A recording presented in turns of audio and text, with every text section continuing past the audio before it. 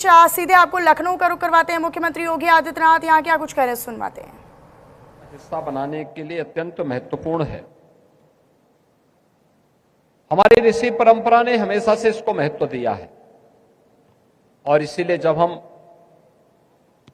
भारत के प्राचीन धर्म ग्रंथों का अवलोकन करते हैं, अर्जुन का जब हम उल्लेख करते हैं तो अर्जुन का मतलब एकाग्रता, अनुशासन और समर्पण का जो प्रतीक है वही अर्जुन है।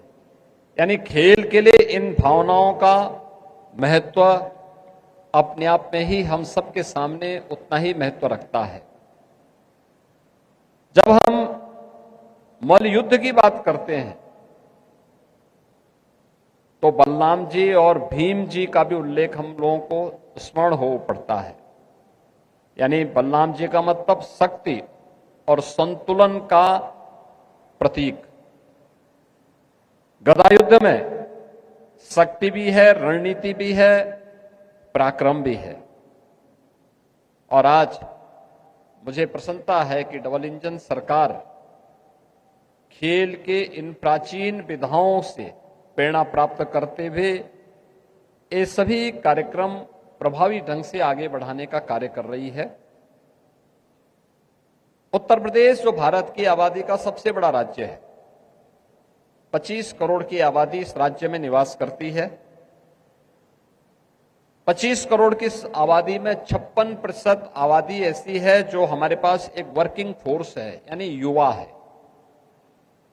और पॉपुलेशन डिविडेंड जितनी स्वस्थ होगी उतना ही बेहतरीन परिणाम वह हम सबको प्रस्तुत करेगा।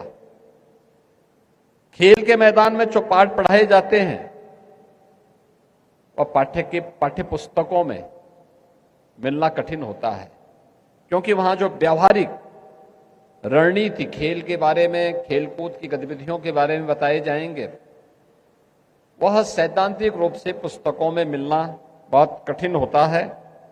खेल के मैदान में जिस अनुशासन के बारे में सीखा जाता है, जिस दृढ़ संकल्प और समर्पण के बारे में एक खिलाड़ी को तैयार किया जाता है और उसके माध्यम से एक ऐसे व्यक्तित्व को तराशने का कार्य होता है जो राष्ट्र के लिए सशक्त और सुरक्षित और उसे विकसित करने की दिशा में भी एक महत्वपूर्ण कड़ी बन सकता है।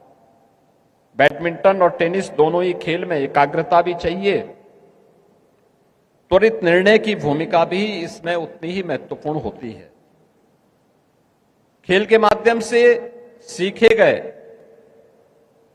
ये वो स्किल हैं जो हमें आपदा प्रबंधन के साथ साथ विपरीत परिस्थितियों में